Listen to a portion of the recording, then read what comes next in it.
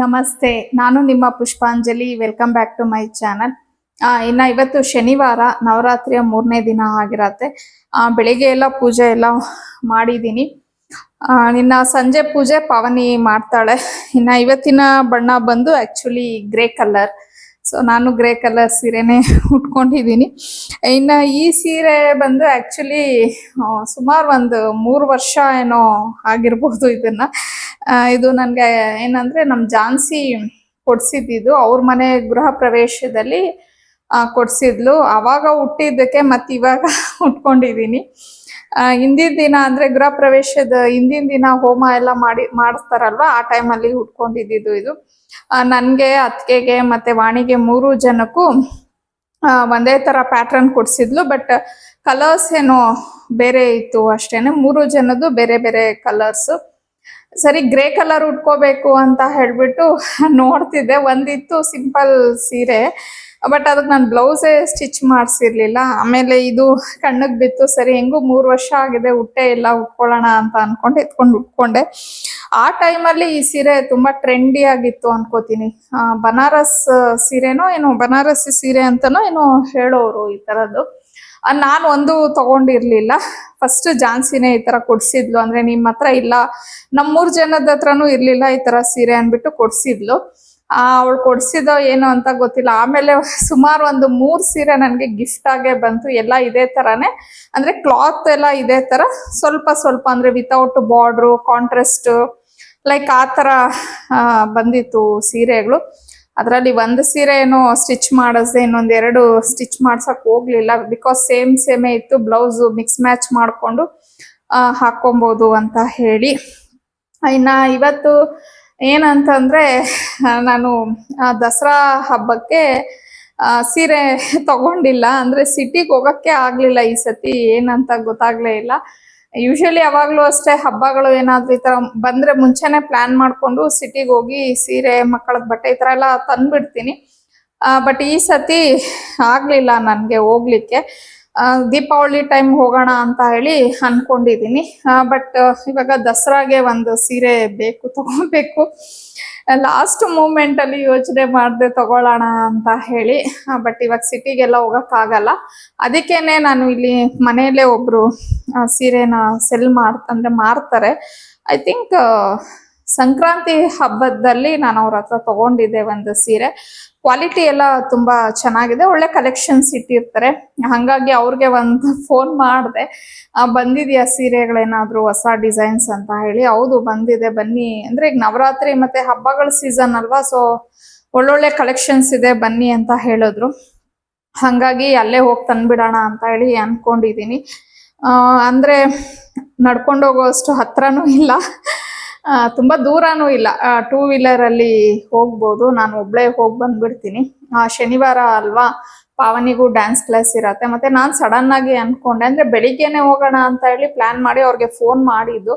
ಅವರು ಇಲ್ಲ, ಅದೇ ಹೊರ್ಗಡೆ ಏನೋ ಇದೀವಿ, ಸಂಜೆ ಬಂದ್ಬಿಡಿ ಮ್ಯಾಮ್ ಪ್ಲೀಸ್ ಅಂತ ಹೇಳಿದ್ರು.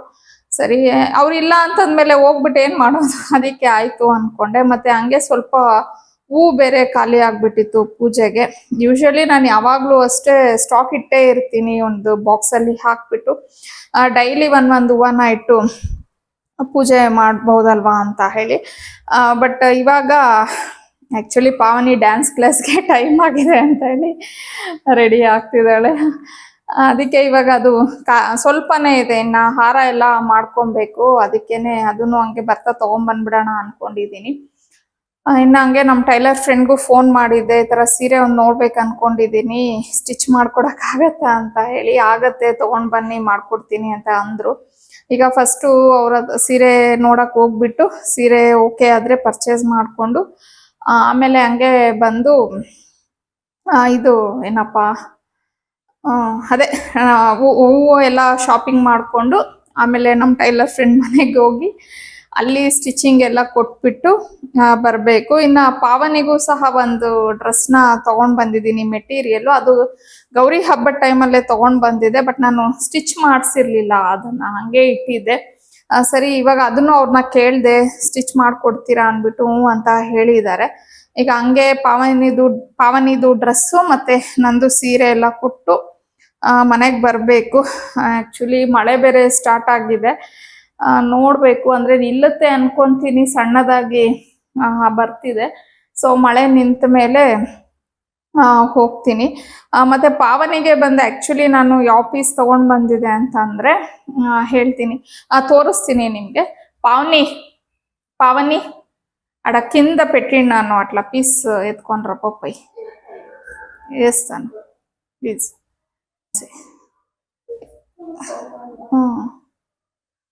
పోయి పై కింద అది అది బ్యాగ్ ఏమొద్దు, ఉత్తి క్లాత్ అట్లా ఎత్తుకొని వచ్చి ఆడ చైర్ పైన పెట్టినాను చూಡಿ. ಆಮೇಲೆ ಕೆಲವರು ಕೇಳ್ತಾ ಇದ್ರಿ ಮನೇಲಿ ಯಾವ ಲ್ಯಾಂಗ್ವೇಜ್ ಮಾತಾಡ್ತೀರಾ ಅಂತ ಹೇಳಿ. ತೆಲುಗು ಮಾತಾಡೋದು, ಅಂದ್ರೆ ಮಕ್ಳ ಹತ್ರ ತೆಲುಗು ಮಾತಾಡ್ತೀವಿ, ನಾನು ಮನೆಯವರು ಕನ್ನಡನೇ ಮಾತಾಡೋದು. ಸೊ ಅಂದ್ರೆ ಮಕ್ಕಳಿಗೆ ನಮ್ಮ ಮಾತೃಭಾಷೆ ತೆಲುಗು ಅಲ್ವಾ, ಅವ್ರಿಗೆ ಬರ್ಲಿ ಅಂತ ಅಂದ್ಬಿಟ್ಟು ಅದನ್ನ ಮಾತಾಡ್ತೀವಿ. ಬಟ್ ಕನ್ನಡ ಬರುತ್ತೆ. ಫ್ರೆಂಡ್ಸ್ ಜೊತೆ ಹೊರ್ಗಡೆ ಡ್ಯಾನ್ಸ್ ಎಲ್ಲ ಕನ್ನಡ ಚೆನ್ನಾಗಿ ಮಾತಾಡ್ತಾರೆ. ಅಂದ್ರೆ ನನ್ನಷ್ಟು ಸ್ಪಷ್ಟವಾಗಿ ಬರಲ್ಲ.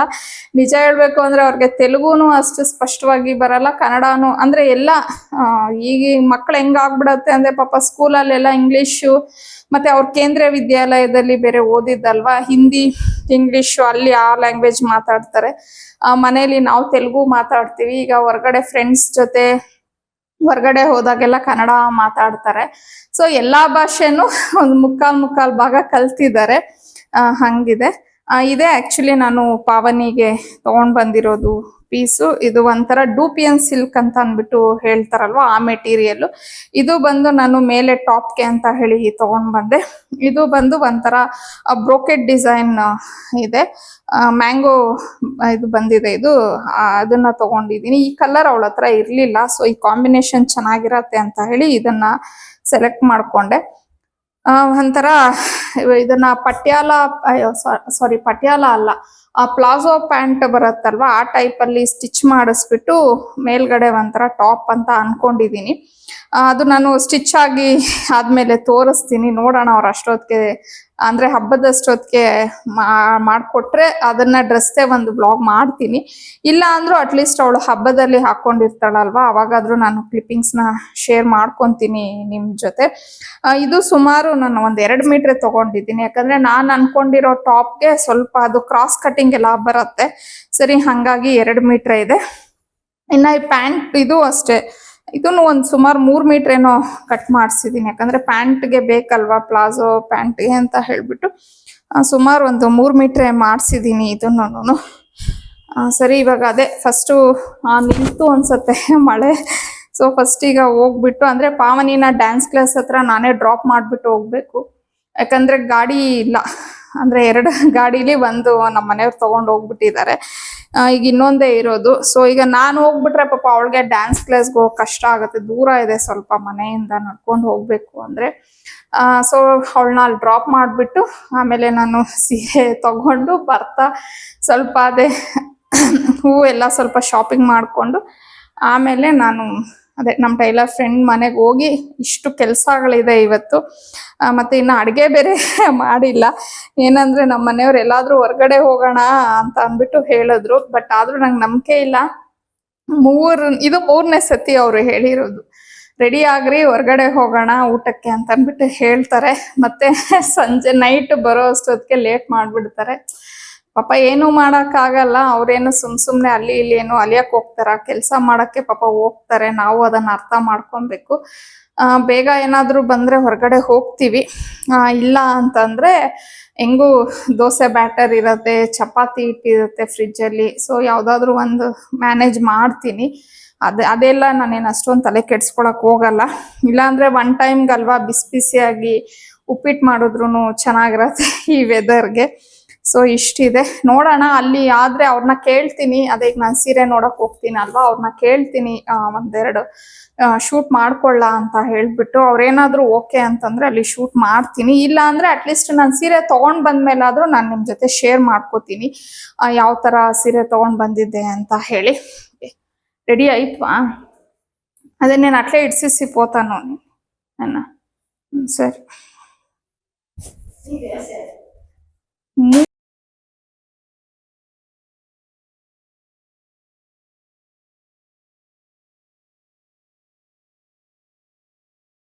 ನಾನು ಪಾವನಿನ ಡ್ಯಾನ್ಸ್ ಕ್ಲಾಸ್ ಹತ್ರ ಬಿಡೋಣ ಅಂತ ಅಂದ್ಬಿಟ್ಟು ಹೋದ್ವಿ. ಬಟ್ ಅನ್ಫಾರ್ಚುನೇಟ್ಲಿ ಅವತ್ತು ಡ್ಯಾನ್ಸ್ ಕ್ಲಾಸ್ ರಜಾ ಇದೆ. ಅವರು ಆಕ್ಚುಲಿ ಗ್ರೂಪ್ ಅಲ್ಲಿ ಕಳಿಸಿದ್ದಾರೆ, ಬಟ್ ಅದು ವರ್ಷಿಣಿ ನಂಬರ್ ಆಡ್ ಆಗೋಗ್ಬಿಟ್ಟಿದೆ. ಸೊ ಅವಳು ಇನ್ಫಾರ್ಮ್ ಮಾಡೇ ಇಲ್ಲ ನಮ್ಗೆ. ಸರಿ, ಮತ್ತೆ ನಾನು ಪಾವನಿನ ಮನೆ ಹತ್ರ ಡ್ರಾಪ್ ಮಾಡ್ಬಿಟ್ಟು ನಾನು ಸೀರೆ ನೋಡಕ್ಕೆ ಅಂತ ಹೋದೆ. ಒಳ್ಳೆ ಕಲೆಕ್ಷನ್ಸ್ ಇಟ್ಟಿದ್ರು. ತುಂಬಾ ಲಾಸ್ಟ್ ಟೈಮ್ ಬಂದಿದ್ದಕ್ಕಿಂತ ಈ ಟೈಮ್ ಇನ್ನೂ ಸ್ವಲ್ಪ ಜಾಸ್ತಿ ಸೀರೆಗಳು ಇತ್ತು ಇವ್ರ ಮನೆಯಲ್ಲಿ. ಅಂದ್ರೆ ನೋಡ್ತಾ ಇದ್ರೆ ನನ್ಗೆ ಫಸ್ಟ್ ಆಫ್ ಆಲ್ ಸ್ಯಾರೀಸ್ ಅಂದ್ರೆ ತುಂಬಾನೇ ಇಷ್ಟ. ಬೇರೆ ಬಟ್ಟೆಗಳಿಗಿಂತ ಸ್ಯಾರೀಸ್ ಅಲ್ಲಿ ನನ್ಗೆ ತುಂಬಾ ಕಂಫರ್ಟು ಇರತ್ತೆ, ಮತ್ತೆ ಉಟ್ಕೊಳ್ಳೋದು ನನ್ಗೆ ತುಂಬಾ ಇಷ್ಟ. ಮತ್ತೆ ನಾನ್ ಚೆನ್ನಾಗ್ ಕಾಣಿಸ್ತೀನಿ ಅಂತಾನು ತುಂಬಾ ಜನ ನನ್ಗೆ ಹೇಳ್ತಾರೆ, ಬೇರೆ ಡ್ರೆಸ್ಗಿಂತ ಸ್ಯಾರಿಲಿ ಚೆನ್ನಾಗಿರ್ತೀನಿ ಅಂತ ಹೇಳಿ. ಸೊ ತುಂಬಾ ಸೀರೆಗಳನ್ನ ತಗೊಂಡ್ಬಿಟ್ಟಿದೀನಿ. ಅದದೇ ಕಲರ್ಸೇ ಇರತ್ತೆ, ಇನ್ನೆಷ್ಟು ಕಲರ್ಸ್ ಅಂತ ಹೇಳ್ಬಿಟ್ಟು ಅವರು ಮಾಡ್ತಾರೆ ಹೇಳಿ. ಹಂಗಾಗಿ ಫೈನಲ್ ಆಗಿ ಒಂದು 2 ಸೀರೆ ಏನೋ ತಗೊಂಡೆ. ಆಕ್ಚುಲಿ 2 ಪರ್ಪಲ್ಲೇ ತಗೊಂಡಂಗ್ ಆಯ್ತು ನನ್ಗೆ. ಅಂದ್ರೆ ಈಗ ನನ್ಗೆ ಏನೀಗ ನಾನು ಕಲರ್ಸ್ ಫಾಲೋ ಮಾಡ್ತಿದ್ದೀನಿ ಅಲ್ವಾ, ದಸರಾ ಹಬ್ಬದ ದಿನ ಪರ್ಪಲ್ ಕಲರೇ ಇರೋದು. ಸೊ ಅವತ್ತಿನ ದಿನ ಸ್ವಲ್ಪ ಇವಾಗ ಮನೇಲೂ ಪೂಜೆ ಎಲ್ಲ ಸ್ವಲ್ಪ ಚೆನ್ನಾಗಿ ಮಾಡ್ತೀವಿ, ಪ್ಲಸ್ ಗಾಡಿಗಳ ಪೂಜೆ ಎಲ್ಲ ಮಾಡೋದಿರುತ್ತೆ ಅಲ್ವಾ. ಸ್ವಲ್ಪ ಗ್ರ್ಯಾಂಡ್ ಆಗಿರೋ ಸೀರೆನೆ ತಗೊಳ್ಳೋಣ ಅಂತ ಅನ್ಕೊಂಡು ಪರ್ಪಲ್ನ ಎತ್ಕೊಂಡೆ. ಮತ್ತೆ ಅದ್ರ ಜೊತೆಗೆ ಇನ್ನೊಂದು ಸೀರೆ, ಅದ್ ಯಾಕೋ ನನ್ಗೆ ಬಿಡಕ್ ಮನಸ್ಸೇ ಆಗ್ಲಿಲ್ಲ. ತುಂಬಾನೇ ಚೆನ್ನಾಗಿತ್ತು, ಒಂಥರ ಜಾರ್ಜೆಟ್ ಮೆಟೀರಿಯಲ್. ಅದ್ರಲ್ಲಿ ಜಸ್ಟ್ 4 ಸೀರೆಗಳಿತ್ತು. ಬಟ್ ಇನ್ನು ಉಳಿದಿದ್ 3 ಸ್ವಲ್ಪ ಬ್ಲ್ಯಾಕ್ ಬಂದ್ಬಿಟ್ಟಿತ್ತು. ಇನ್ನ ಬ್ಲ್ಯಾಕ್ ತಗೊಂಡ್ಬಿಟ್ರೆ ಹಬ್ಬದಲ್ಲಿ ಉಡಕ್ ಆಗಲ್ಲ ಅಂತ ಹೇಳಿ ಸ್ವಲ್ಪ ಡಾರ್ಕ್ ಪರ್ಪಲ್ ಇತ್ತು, ಇನ್ನೊಂದು ಸ್ವಲ್ಪ ಲೈಟ್ ಪರ್ಪಲ್. ಅದು ಬಂದು ಪರ್ಪಲ್ಗೆ ಪಿಂಕ್ ಕಾಂಬಿನೇಷನ್ ಇತ್ತು, ಇನ್ನೊಂದು ಫುಲ್ ಪರ್ಪಲ್ ಗೋಲ್ಡ್. ಸರಿ ಇರ್ಲಿ ಅಂತ ಹೇಳಿ ಅದನ್ನೇ ತಗೊಂಡೆ. ಮತ್ತೆ ನನ್ಗೆ ನೀಟಾಗಿ ಸೀರೆನ ತೋರ್ಸಕ್ ಆಗ್ಲಿಲ್ಲ, ಬಿಕಾಸ್ ನಾನು ಹಂಗೆ ಟೈಲರ್ ಮನೆಗೆ ಹೋಗ್ಬಿಟ್ಟೆ. ಲಾಸ್ಟ್ ಅಲ್ಲಿ ನಾನು ಅದೇನು ಸೋಫಾ ಮೇಲೆ ಕುತ್ಕೊಂಡು ಸೀರೆಗಳನ್ನ ನೋಡ್ತಿದ್ದೀನಿ, ಅವೆರಡೇ ನಾನು ತಗೊಂಡಿದ್ದು. ಅವರು ನಮ್ಮ ಫ್ರೆಂಡ್ ಮನೆಗೆ ಹೋಗ್ಬಿಟ್ಟು ಅಲ್ಲಿ ನಾನು ಸ್ಟಿಚಿಂಗ್ಗೆ ಅಂತ ಹೇಳಿ ಕೊಟ್ಟಿದ್ದು. ಸೊ ಲೇಟ್ ಆಗೋಗಿತ್ತು, ಪ್ಲಸ್ ಹಸ್ಬೆಂಡ್ ಮನೆಗೆ ಬಂದು ಫೋನ್ ಮಾಡ್ತಾ ಇದ್ರು, ಹೊರ್ಗಡೆ ಕರ್ಕೊಂಡು ಹೋಗ್ತೀನಿ ಅಂತ ಹೇಳಿದ್ದಿನ ನೀನ್ ಇರೋದಿಲ್ಲ, ನೀನು ರೆಡಿಯಾಗಿ ವೇಟ್ ಮಾಡ್ತಿದ್ದಾಗ ನಾನ್ ಬರಲ್ಲ, ಇವತ್ತು ಬೇಗ ಬಂದಿದ್ದೀನಿ, ನೀನೇ ಮನೇಲಿಲ್ಲ, ಬೇಗ ಬಾ ಅಂತ ಹೇಳಿ ಅವರು ಫೋನ್ ಮೇಲೆ ಫೋನ್ ಮಾಡ್ತಿದ್ರು. ಹಂಗಾಗಿ ನನ್ಗೆ ಜಾಸ್ತಿ ಶೂಟ್ ಎಲ್ಲ ಮಾಡ್ಕೊಳಕ್ ಆಗ್ಲಿಲ್ಲ.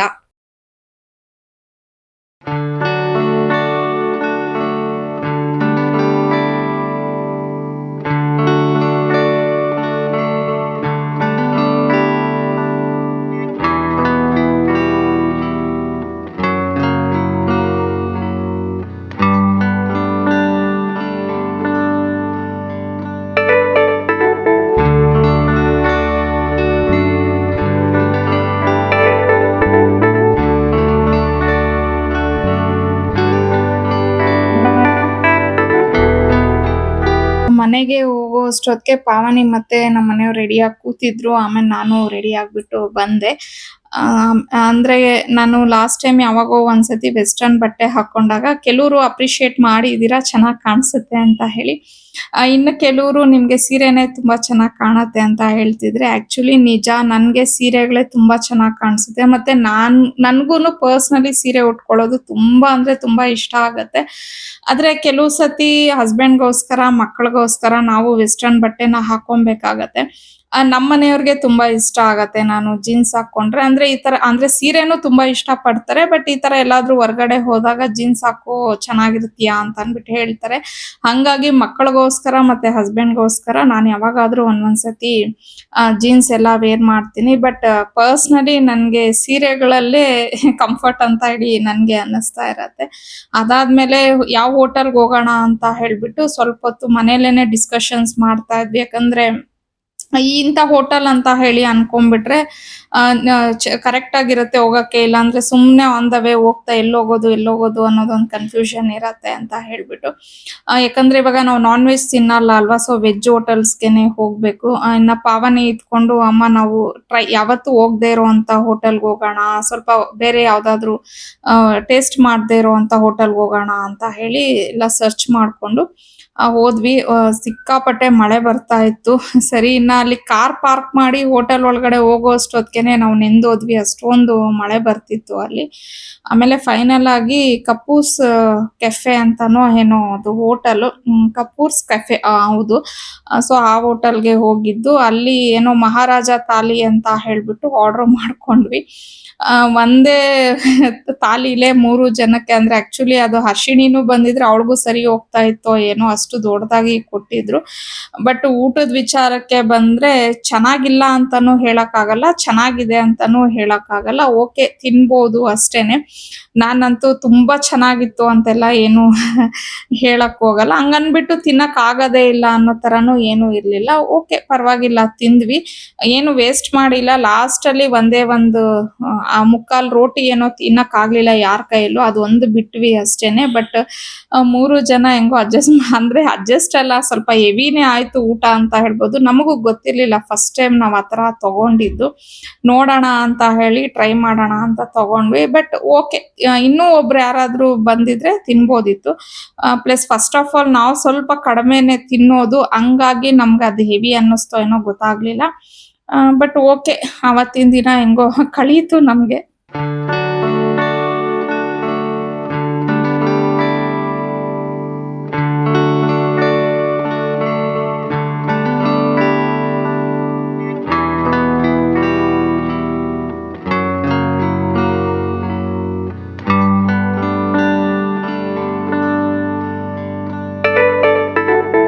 ನನ್ಗೆ ಇವಾಗ ನವರಾತ್ರಿ ಪೂಜೆಗಳಲ್ಲಿ ನೀವ್ ಯಾಕೆ ಅಷ್ಟೋತ್ತರಗಳಾಗ್ಲಿ ಇಲ್ಲ ಅಂತಂದ್ರೆ ದೇವರ ನಾಮಗಳಾಗ್ಲಿ ಹೇಳಲ್ಲ ಅಂತ ಅಂದ್ಬಿಟ್ಟು ಕೆಲವರು ಕೇಳ್ತಾ ಇದ್ದೀರಾ. ಸೊ ಇದಕ್ಕೆ ನಾನೊಂದು ಸ್ಮಾಲ್ ವಿಚಾರನ ಶೇರ್ ಮಾಡ್ಕೊಳಕ್ ಇಷ್ಟಪಡ್ತೀನಿ. ಸುಮಾರು ವರ್ಷಗಳ ಹಿಂದೆ ಒಂದು ಲೇಡಿ ನನ್ನನ್ನ ಒಂದು ಕೆಟ್ಟ ಪದ ಹೇಳಿದ್ರು ನನ್ಗೆ. ಅವಾಗ ನನ್ಗೆ ತುಂಬಾ ಮನ್ಸಿಗೆ ನೋವಾಗಿತ್ತು. ಸೊ ನಾನು ಅದನ್ನ ದೇವ್ರ ಹತ್ರ ಹೇಳ್ಕೊಂಡು ಸುಮ್ನಾಗ್ಬಿಟ್ಟಿದ್ದೆ, ಬಿಡು ಹೋಗ್ಲಿ ಅಂತ ಹೇಳಿ. ಯಾಕಂದ್ರೆ ಒಂದು ಫ್ಯಾಮಿಲಿ ಲೇಡಿ ಆತರ ಪದಗಳನ್ನೆಲ್ಲ ಬಳಸೋದು ಇಲ್ಲ. ಇವನ್ ನಾವು ಒಂಥರ ಮರ್ಯಾದಸ್ತ್ರ ಕುಟುಂಬದವರು ಅಂತ ಪದಗಳನ್ನ ಕೇಳಕ್ಕೆ ನಮಗೂ ಸ್ವಲ್ಪ ಮುಜುಗರ ಆಗತ್ತೆ. ಸರಿ, ನಾನು ದೇವ್ರು ನೀನೇ ನೋಡ್ಕೊಳಪ್ಪ ಅಂತ ಹೇಳಿ ಸುಮ್ನಾಗ್ಬಿಟ್ಟಿದ್ದೆ. ಬಟ್ ಯಾರ ಕೆಟ್ಟ ಪದ ಬಳಸಿದ್ರಲ್ವಾ, ಅವರು ತುಂಬಾನೇ ದೇವರ ನಾಮಗಳು ಅಷ್ಟೋತ್ತರಗಳೆಲ್ಲ ಹಾಡ್ತಾರೆ, ತುಂಬಾ ದೇವ್ರ ಪೂಜೆಗಳು ಮಾಡ್ತಾರೆ ಅಂತ ಎಲ್ಲಾರು ಹೇಳೋರು.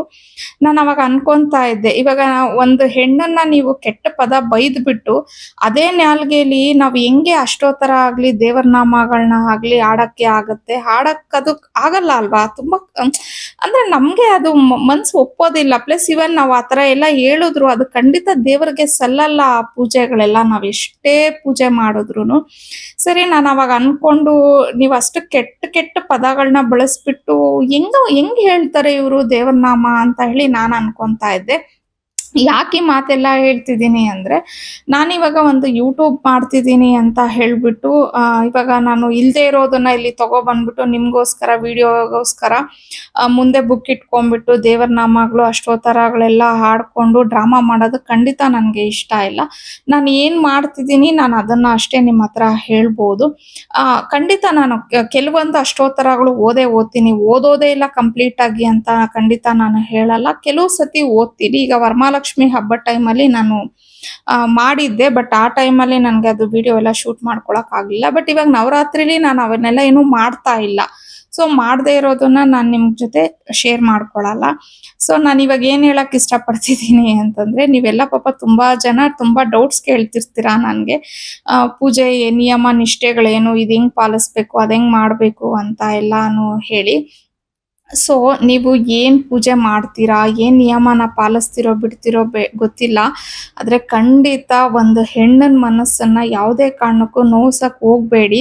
ಅದು ಯಾರೇ ಆಗ್ಬೋದು, ನಿಮ್ಮ ಮನೇಲಿರೋರೇ ಆಗಿರ್ಬೋದು, ಇಲ್ಲ ಹೊರಗ್ನವರೇ ಆಗಿರ್ಬೋದು. ಯಾಕಂದ್ರೆ ಪ್ರತಿ ಒಂದು ಹೆಣ್ಣು ಅಂದ್ರೆ ಈ ನವರಾತ್ರಿನ ನಾವು ದೇವಿಗೆ ಅಂತ ಹೇಳಿ ಸಮರ್ಪಿಸ್ತೀವಿ ಅಲ್ವಾ.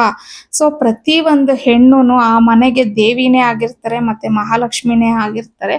ಒಬ್ಬರ ಮನ್ಸನ್ನ ನೋವಿಸ್ಬಿಟ್ಟು ಒಬ್ಬರಿಗೆ ಹರ್ಟ್ ಮಾಡ್ಬಿಟ್ಟು ನಾವು ಇಲ್ಲಿ ದೇವ್ರ ಮುಂದೆ ಕುತ್ಕೊಂಡು ಪೂಜೆ ಪುನಸ್ಕಾರಗಳು ಮಾಡ್ಬಿಟ್ಟು ನಿಯಮ ನಿಷ್ಠೆಗಳನ್ನೆಲ್ಲ ಪಾಲಿಸ್ಬಿಟ್ಟು ಅಷ್ಟೋತ್ತರಗಳು ದೇವರ ನಾಮಗಳೆಲ್ಲ ಆಡ್ಬಿಟ್ರೆ ಖಂಡಿತ ಆ ಪೂಜೆ ದೇವರಿಗೆ ಸಲ್ಲೋದಿಲ್ಲ ಅಂತಾನೆ ನಾನು ಹೇಳ್ತೀನಿ. ಯಾರು ನನ್ನನ್ನ ಒಂದೇ ಒಂದು ಪದ ಬಳಸಿದ್ರು ಕೆಟ್ಟದಾಗಿ ನನ್ನ ಮುಂದೆ, ಇವತ್ತು ತುಂಬಾ ಜನ ಆ ಪದನ ಅವ್ರಿಗೆ ನನ್ನ ಹತ್ರ ಬಂದು ಹೇಳ್ತಿರ್ತಾರೆ. ನಾನು ಅವಾಗ ಅಯ್ಯೋ ಪಾಪ ಅನ್ನಿಸ್ಬಿಡುತ್ತೆ. ಪ್ಲೀಸ್ ಆ ಥರ ವರ್ಡ್ ಎಲ್ಲ ಯೂಸ್ ಮಾಡಬೇಡಿ, ಅವರು ಒಂದು ಹೆಣ್ಣು ಅಂತ ಹೇಳ್ಬಿಟ್ಟು ನಾನು ಬೇರೆಯವ್ರಿಗೆ ಹೇಳ್ತಿರ್ತೀನಿ. ಸೊ ಸೊ ಕರ್ಮ ರಿಟರ್ನ್ಸ್ ಅನ್ನೋದು ಇರತ್ತೆ. ಇದು ಎಕ್ಸಾಂಪಲ್ ಅಷ್ಟೇ. ನಾವು ಯಾರನ್ನೂ ಅಷ್ಟೇನೆ ಬೇರೆಯವ್ರನ್ನ ಮನ್ಸು ನೋವು ಕೊಟ್ಟು ನಾವು ಖಂಡಿತ ಯಾವತ್ತೂ ಸುಖವಾಗಿರೋದಕ್ಕೆ ಆಗೋದೇ ಇಲ್ಲ.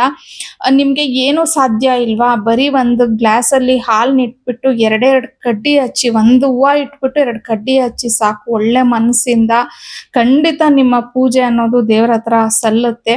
ಅದು ಬಿಟ್ಬಿಟ್ಟು ನಾವು ಏನು 1,000 2,000 ರೂಪಾಯಿ ಹೂವಗಳು ಹಾಕ್ಬಿಡ್ಬೇಕು, ಅಷ್ಟು ಹಣ್ಣು ಇಟ್ಬಿಡ್ಬೇಕು, ಇಷ್ಟು ಈ ತರ ನೈವೇದ್ಯ ಮಾಡ್ಬಿಡ್ಬೇಕು, ಆ ಥರ ಎಲ್ಲ ಏನು ದೇವ್ರು ನಿಜವಾಗ್ಲೂ ಕೇಳೋದು ಇಲ್ಲ. ಅದೆಲ್ಲ ನಮ್ಮ ಇದ್ರ ಮೇಲೆ ನಾವು ಮಾಡ್ಕೊಂಡು ಹೋಗ್ತಿರ್ತೀವಿ ಅಷ್ಟೇನೆ. ಸಿಂಪಲ್ ಆಗಿ ಮನಸ್ಸನ್ನ ಶುದ್ಧಿ ಇಟ್ಕೊಂಡು ಒಬ್ಬರ ಮನಸ್ಸನ್ನ ನೋವು ಕೊಡ್ದಿರ ನಾವು ಮಾಡೋ ಪೂಜೆನೆ ಖಂಡಿತ ದೇವ್ರಿಗೆ ಸಲ್ಲತ್ತೆ ಅಂತ ನಾನು ಹೇಳ್ತೀನಿ. ಇನ್ನು ಇಷ್ಟು ಹೇಳ್ತಾ ಇವತ್ತಿನ ನನ್ನ ಈ ವ್ಲಾಗ್ನ ಇಲ್ಲಿಗೆ ಎಂಡ್ ಮಾಡ್ತಾ ಇದ್ದೀನಿ. ಐ ಹೋಪ್ ನಿಮಗೆ ವ್ಲಾಗ್ ಇಷ್ಟ ಆಗಿರತ್ತೆ. ಇಷ್ಟ ಆಗಿದ್ರೆ ಪ್ಲೀಸ್ ಲೈಕ್ ಮಾಡಿ, ಶೇರ್ ಮಾಡಿ, ಕಮೆಂಟ್ ಮಾಡಿ. ಹಾಗೆ ಸಬ್ಸ್ಕ್ರೈಬ್ ಮಾಡ್ದಿರಾ ನೋಡ್ತಿದ್ರೆ ಪ್ಲೀಸ್ ಸಬ್ಸ್ಕ್ರೈಬ್ ಮಾಡ್ಕೊಂಡು ನೋಡಿ ಅಂತ ಹೇಳ್ತಾ ಮತ್ತೊಂದು ವ್ಲಾಗಲ್ಲಿ ನಿಮ್ಮನ್ನ ಭೇಟಿ ಆಗ್ತೀನಿ. ಅಲ್ಲಿವರೆಗೂ ಬಾಯ್.